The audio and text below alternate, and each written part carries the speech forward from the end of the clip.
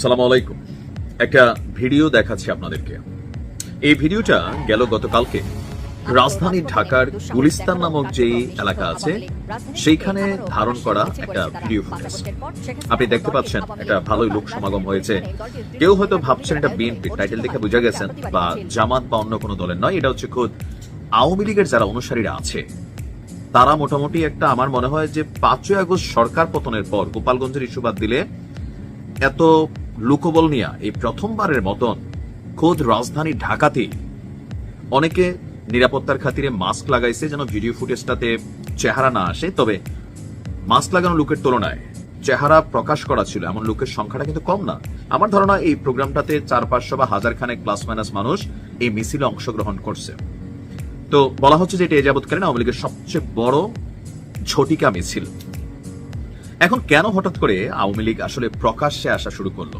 যখন আমরা দেখছি কোথাও একটা নাম নিলেও এই মুহূর্তে গ্রেপ্তার করা হচ্ছে অথবা আওয়ামী লীগ সন্দেহে আইন শৃঙ্খলা বাহিনীর হাতে তুলে দেওয়া হচ্ছে, বিষয়টা কোনটা? বিশ্লেষকরা বিভিন্নভাবে এটার বিশ্লেষণ করা ট্রাই করেছেন। আমার কাছে যে জিনিসটা মনে হয়, রাজনীতিতে প্রথমত আপনি ঘুমাই গেলে তো আপনার রাজনীতি শেষ। যেমন ধরেন আওয়ামী লীগের আমলে বিএনপি জামাতের উপর যে পরিমাণ ধরপাকড় হয়েছে, তারপরে কি জামাত তাদের কার্যক্রম বন্ধ রাখছিল? বিএনপির কার্যক্রম করার অনুমতি থাকলেও বহু জায়গায় কিন্তু তারাও ঝামেলায় পড়ছে। রাজনীতির মাঠে টিকে থাকতে হলে আপনাকে মাঠে থাকতে হবে, সরকারে যিনি থাকবেন তাকে বার্তা পৌঁছাইতে হবে। তবে এখন কি ডক্টর ইউনূসকে কোনো বার্তা দিতে চাচ্ছে? অবশ্যই না, আমার কাছে এটা মনে হয় না। কেননা ডক্টর ইউনূসের সরকারের মেয়াদ আর বড়জোর 3-4 মাস, যদি নির্বাচন ঠিক মতো ফেব্রুয়ারিতে হয়ে যায়, তাহলে কেন এই মিছিলটা বা এই যে ধরেন একটা বড় মিছিল আমরা দেখলাম, এরা আওয়ামী লীগের অনুসারী, আওয়ামী লীগের ভোটার, ভোট সে আদায়া। আমার কাছে মনে হচ্ছে আগামী জাতীয় নির্বাচনকে কেন্দ্র করে আমাদের যে রাজনৈতিক দলগুলো আছে তারা কিন্তু তলে তলে অনেক ধরনের কর্মকাণ্ড করছেন। এমনকি এই কাতারে বিএনপি বলেন, জামাত ইসলাম বলেন, এনসিপি বলেন, প্রত্যেকে কিন্তু কাজ করছে ভোটের মাঠে নিজেদের অস্তিত্বকে টিকিয়ে রাখার জন্য অথবা ক্ষমতায় যাওয়ার জন্য। একটা বড় অংশের ভোটার কিন্তু আওয়ামী লীগ। এখন যেহেতু আওয়ামী লীগ নির্বাচনে আসতেছে না, সো আওয়ামী লীগের যারা অনুসারী আছে বা ভোট ব্যাংকটা আছে, এটা কিন্তু রাজনৈতিক দলগুলোর একটা টার্গেট।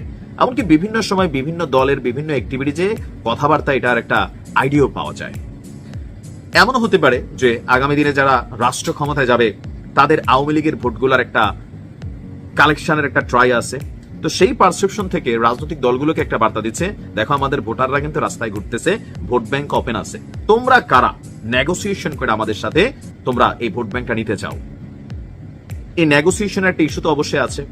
এখন ক্ষমতার দিকে সবচেয়ে বেশি ধাবিত কে? বিএনপি। জামাত তো এখানে ইউটার্ন নিতে পারে, সামহাও ধরে নিলাম যে ইসলামিক দলগুলো এক হয়ে গেল। তো সেই ক্ষেত্রে আওয়ামী লীগের উপস্থিতির বেশ কয়েকটা মিনিং হইতে পারে। আমি যেটা বলতেছি এটাই যে হবে তা না, বাট পারসেপশন বলছে যে আওয়ামী লীগের ভোটারদের কদর বাড়া শুরু হয়েছে।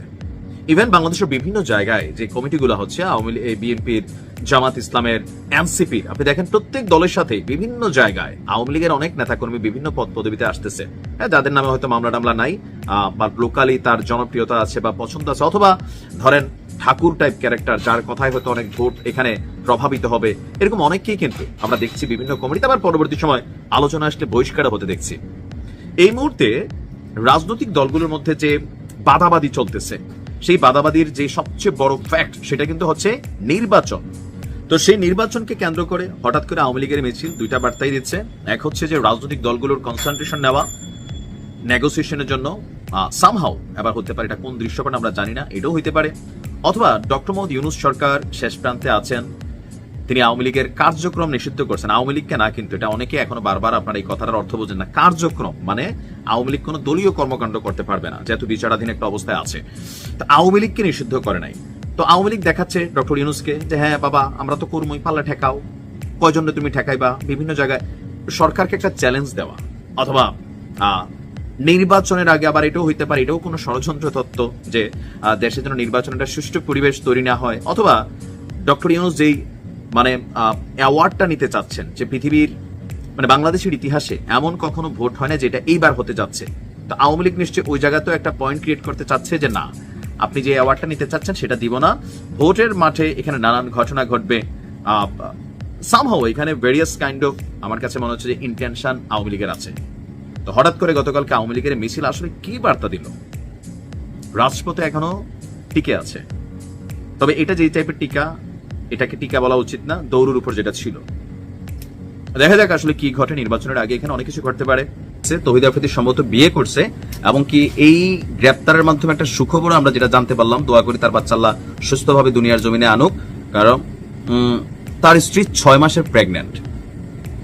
আর অপরদিকে যখন আমরা দেখলাম যে সিআইডি পুলিশ তাকে যখন নিচে নামিয়েছে, তাকে একটা সাদা মাইক্রোবাসে করে আনার আগ মুহূর্তে তিনি কোরআনের কসম কাটতেছিলেন বা আল্লাহর কসম কাটতেছিলেন যে তিনি উমরা হজ করছেন। তো যাই হোক, গতকালকের এই ঘটনাগুলো থেকে এখানে বেশ কিছু জিনিস কানেক্টেড। আমার মনে হয় এই যে টোটাল ইস্যুটা, বরিশালের ঘটনার ইস্যুটার মধ্যে যেই জায়গা থেকে তিনি আটক হয়েছেন, বলা হয়েছিল এখানে সে পলাতক ছিল, গুপ্ত অবস্থায় বেশ কিছুদিন ছিল, তার কাছের কোন এক বন্ধুর বাড়ি ছিল, বা আরো কিন্তু নানান বক্তব্য, কিছু মানুষের নামও আমরা জানতে পারছি, তারা আশ্রয় দিয়ে রাখছে। বিষয়টা কিন্তু আফ্রিদির ওই অংশের মধ্যে একটা বক্তব্য ছিল এটা তার আপন দাদার বাড়ি, হয়তো অনেকগুলো বাড়ি টাড়ি আছে, চাচা জাটারা পয়সাওয়ালা, তো এটা চাচা থাকে এখানে সে আসছিল তার দাদার কবর জিয়ারত করতে। কেন? কারণ তার বাবা এই মুহূর্তে জেলে আছেন।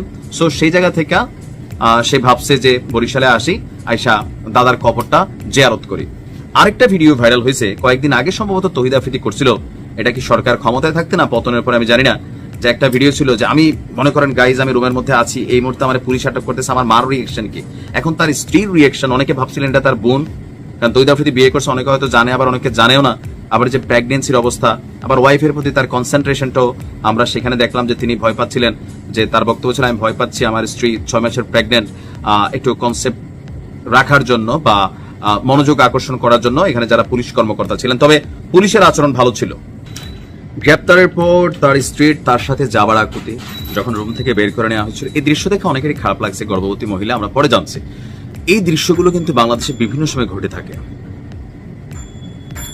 এটা আমরা যে প্রথম দেখলাম, এখন তৌহিদ আফ্রিদির বিভিন্ন কারণে মানুষ ভালোবাসে, তার অপছন্দের কারণও আছে। যখন সরকার পতন হলো, তার যে ভূমিকা ছিল ওই সময়টাতে কন্টেন্ট ক্রিয়েটারদেরকে জোর করে করে কন্টেন্ট বানানো, তারপর ডিবি হারুনের সাথে সখ্যতা, এখানে অনেক কিছু পলিটিক্যালি কানেক্টেড হয়ে গেছে। বাট এই দৃশ্যপটগুলো যখন যার সাথে ঘটে, সেই হয়তো আসলে বুঝতে পারে যে তার সাথে কি ঘটতেছে।